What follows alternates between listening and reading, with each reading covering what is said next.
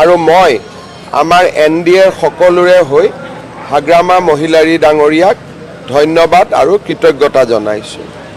আমাৰ প্ৰচেষ্টা হ'ব যে আমি সকলোৱে লগ হৈ বড়োভূমিৰ প্ৰগতি, শান্তি আৰু সকলো শ্ৰেণীৰ জনগণৰ বড়োলেণ্ডত বাস কৰা সকলো শ্ৰেণীৰ জনগণৰ শান্তি, প্ৰগতি আৰু সমন্বয়ৰ বাবে কাম কৰাৰ অহা 2 এদিনতে BTCৰ নৱনিৰ্বাচিত EM সকলৰ লগত আমাৰ মন্ত্ৰীসভাৰো বৈঠক হ'ব আৰু আমি সকলো প্ৰকাৰে BTCৰ উন্নয়নৰ বাবে আমি BPFৰ চৰকাৰখনক সহযোগিতা কৰিম।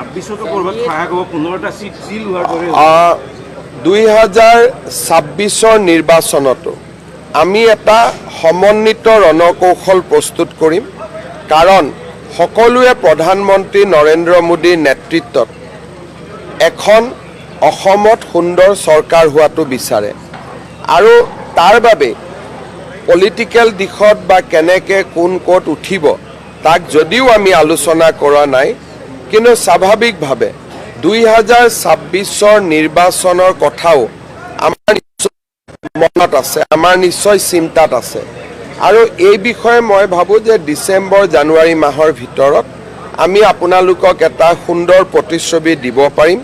আৰু এটা কথা মই ক'ব পাৰোঁ যে গোটেই কথাবোৰ ইতিবাচক হ'ব, গঠনমূলক হ'ব আৰু ভাল হ'ব, ইয়াত নিগেটিভ একো নহয়।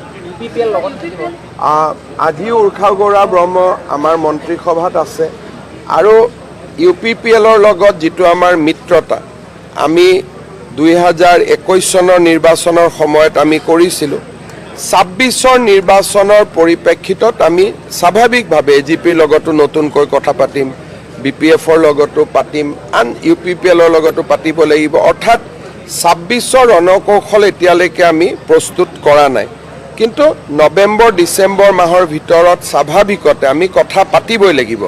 গতিকে মই এটা এটাকৈ সৰু সৰু ষ্টেপ লৈ গৈ আছোঁ, কিন্তু এটা কথা আপোনালোকে মনত ৰাখিব যে হাগ্ৰামা মহিলাৰীৰ লগত মোৰ সম্পৰ্ক বহু দিনৰ।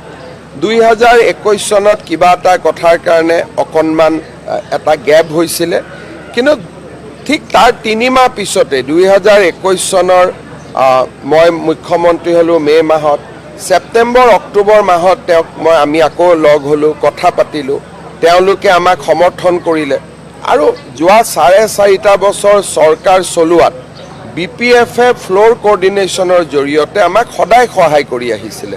ৰাজ্যসভাৰ নিৰ্বাচনসমূহতো আমাকেই ভোট দিয়ে আৰু মই সদায় ব্যক্তিগত সম্পৰ্ক বজাই ৰাখিছিলোঁ আৰু তাৰ প্ৰতিফলন আজি আপোনালোকে দেখিছে।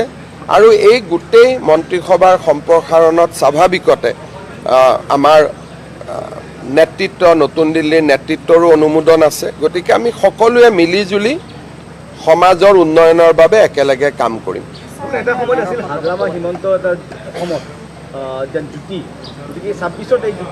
হাগ্ৰামা আৰু মোৰ সম্পৰ্ক বহুত নিবিড় সম্পৰ্ক, ব্যক্তিগত সম্পৰ্ক, কিন্তু পলিটিক্সটো বেলেগ। এতিয়া লাহে লাহে আমি যিহেতু বহুত দিন আমি বেলেগে বেলেগে আছিলোঁ, লাহে লাহে এতিয়া এইবিলাক আমি ব্লক বাই ব্লক ৰিবিল্ড কৰি গৈ থাকিব লাগিব আৰু মই ভাবোঁ যে সকলো কথাই পজিটিভ হ'ব, ইতিবাচক হ'ব।